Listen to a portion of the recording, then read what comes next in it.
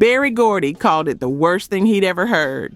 Radio stations broke records in half and mailed them back.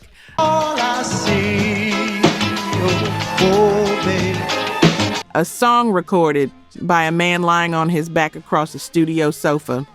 At number 1, the first platinum single in history, celebrated with a bath in Dom Perignon champagne. Here's what nobody tells you about 1976's biggest R&B moments. Man, while he's busy loving every woman. Number 10, Getaway by Earth, Wind and Fire.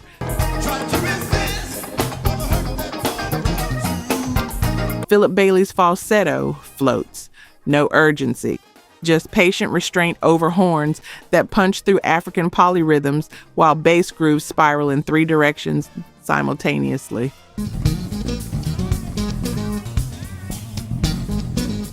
Charles Stepney died of a heart attack mid-session in May 76, leaving arrangements half finished.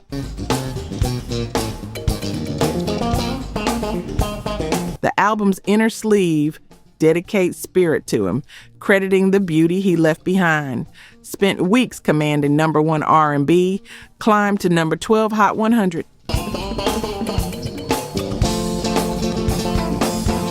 The song came from writers living broke in a roach-infested Watts apartment where getaway wasn't metaphor, but survival.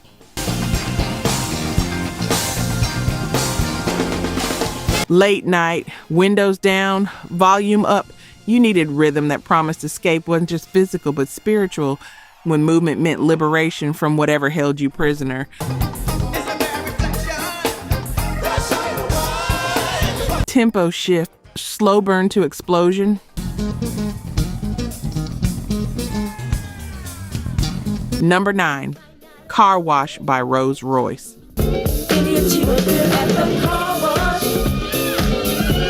Norman Whitfield scribbled first draft lyrics on a Kentucky Fried Chicken bag mid-basketball game, convinced this workplace comedy theme would transform unknowns into stars.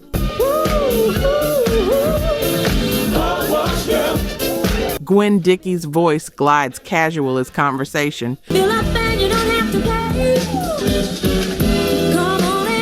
The boss don't mind sometimes if you act a fool, while wah-wah guitar layers against schoolyard hand claps.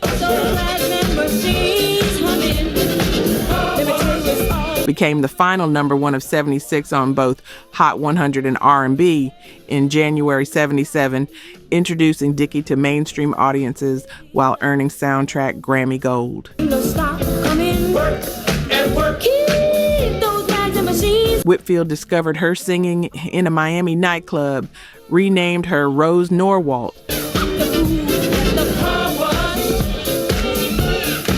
Built an entire band around that voice for a Michael Schultz film nobody expected would succeed.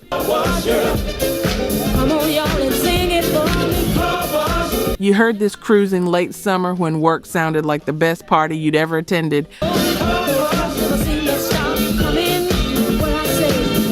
When disco Motown fusion made everything feel effortless. Mystery setup, but one artist had a secret that made labels panic.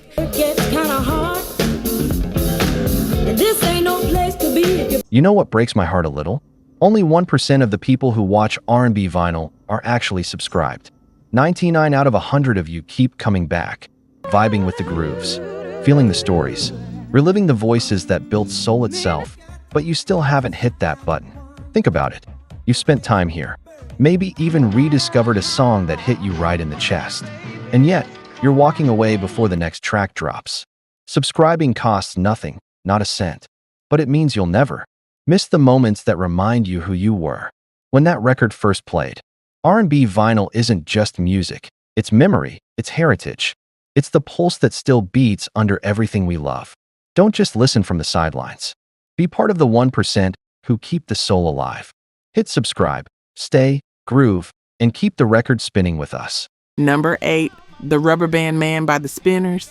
Guaranteed to blow your mind so high you won't come down. Tom Bell wrote this for his son Mark, who classmates mocked for weight, originally the Fat Man, until Bell realized celebration beat embarrassment. Hey, I laughed so hard 'cause the man got down when it finally reached his nose. Linda Creed supplied melodies she privately thought were ridiculous. Over on his nose. Philip Wynn's lead vocal scatting dances across elastic rhythms where every syllable bounces back. You ought to see him groove. Dominated #1 R&B for 1 week, spent 3 weeks at #2 Hot 100, became the group's last major success with Wynn before his '77 departure. Won't you get down? You can do it. Recorded at Sigma Sound, where Philadelphia soul reached creative apex through Bobby Martin's production genius and MFSB's reformulated house band energy. That makes you move. Got to get that groove. Remember that moment when you realized confidence wasn't fitting in, but owning exactly who you were, about bouncing back regardless of pressure applied? Man, you never heard a sound like Rubberband. Escalation, if that shocked you, wait. The music, yeah, keeping time. On the world. #7, Tear the Roof Off the Sucker, Give Up the Funk by Parliament. Are you ready? We need the bump. George Clinton placed black culture in outer space through Afrofuturist mythology, proving funk could sell millions while staying artistically revolutionary.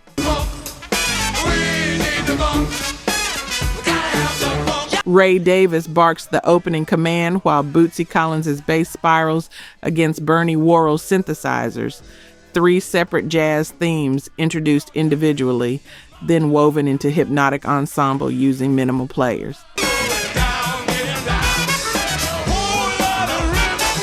Reached #5 R&B and #15 Hot 100, Parliament's first million-selling single, certified gold. Mothership Connections concept came from Clinton's Star Trek obsession, merged with street slang and cosmic philosophy, delivered through James Brown grooves. You know that feeling when chants repeat until they become spiritual truth.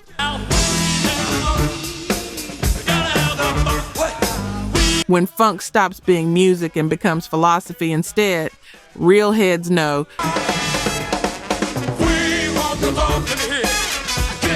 Share your top 3 below. Genre pivot, total sonic reversal. #6, You'll Never Find Another Love Like Mine by Lou Rawls.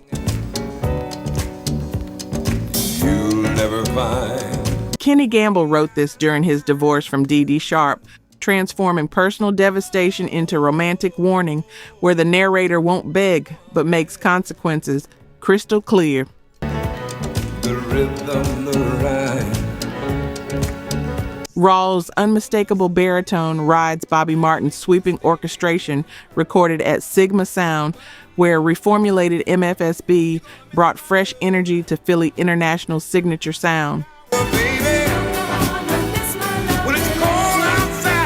Owned the R&B Summit for 2 weeks, peaked at #2 Pop for 2 weeks, earned gold certification as Rawls' signature song.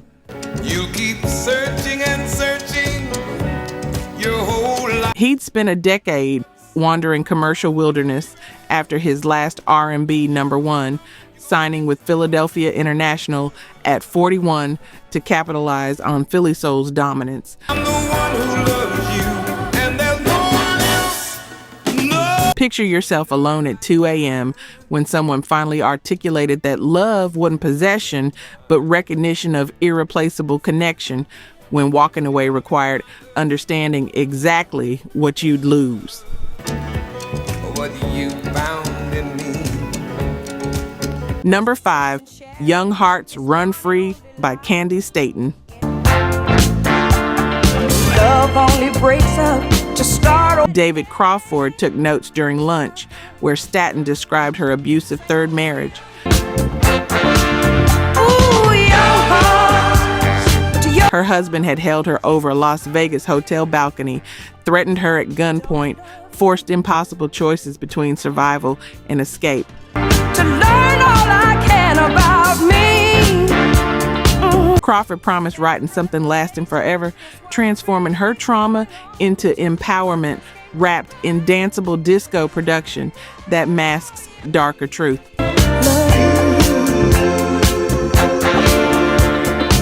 Crushed the R&B charts at #1 in June, reached number 20 Hot 100, hit number 2 UK.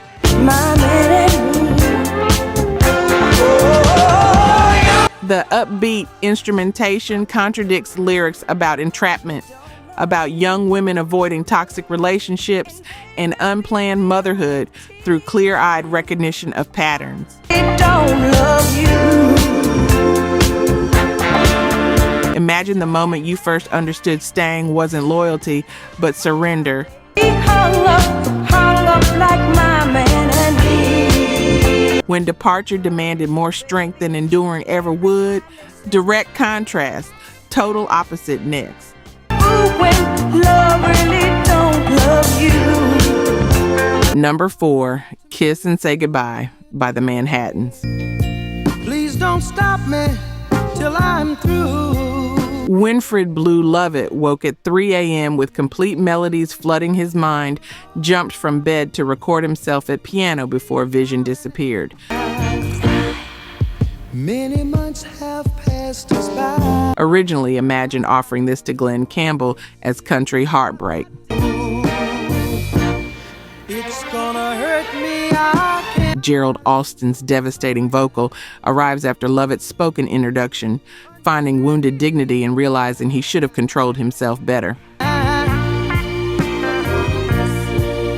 Understand me. Topped both Hot 100 and R&B after the group spent 11 years charting without reaching summit, sold over 2.5 million to become second platinum single in history.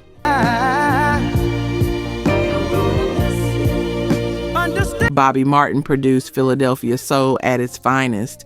Lush strings with backing vocals whispering goodbye right before everything strips to heartbeat drums alone. Maybe you meet another guy. You were somewhere quiet when someone first admitted ending affairs required more courage than continuing them, when dignity meant walking away despite wanting to stay.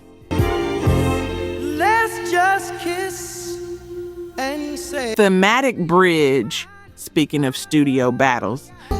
I hate to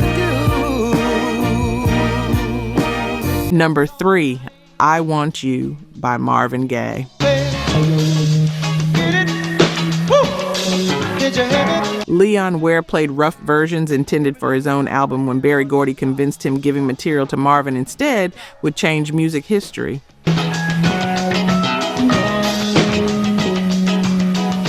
Gaye sang lying on his back across a studio sofa, inspired by turbulent relationship with 19-year-old Janice Hunter, delivering 77 seconds instrumental build before reaching chorus. Just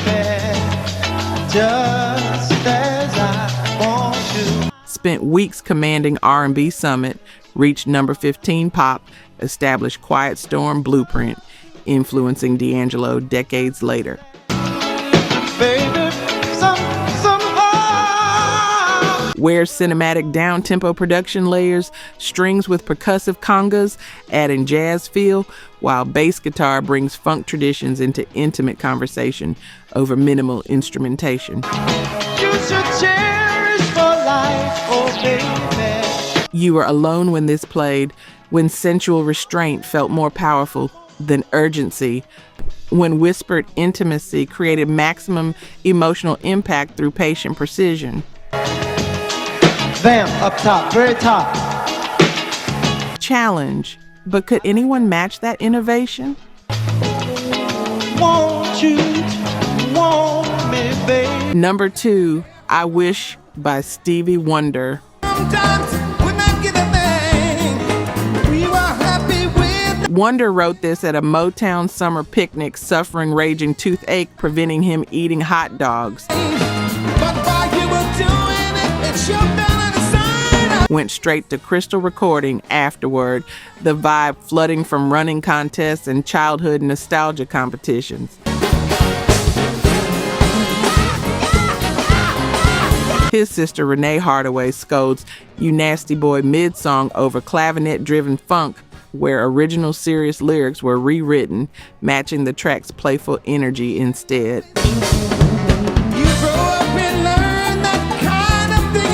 Owned #1 Hot 100 and commanded R&B Summit for 5 weeks from Songs in the Key of Life. That double album debuted at #1 Billboard 200, first American artist ever achieving that, staying there 13 consecutive weeks, establishing unprecedented commercial dominance. You know that feeling when misbehaving meant nothing more serious than getting caught being yourself. Told you not to take your ass outside. Before responsibility crushed spontaneity, before consequences complicated every single choice you made.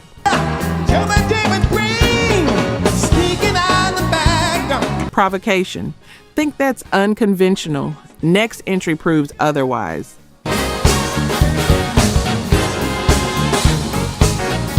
#1, Disco Lady by Johnny Taylor.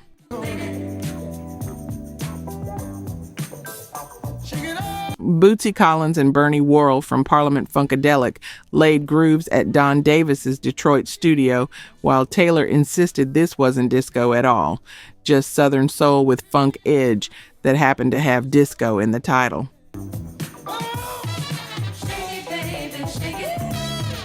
Columbia Records released this as Taylor's first single after Stack's bankruptcy, watching it become the first song in history certified platinum by RIAA in April '76.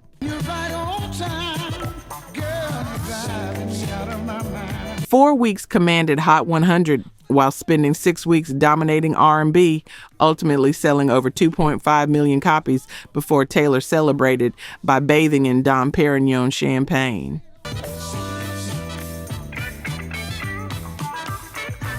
Berry Gordy had called early versions the worst thing he'd encountered and refused release, but putting the right word on something transformed how audience perceived value completely.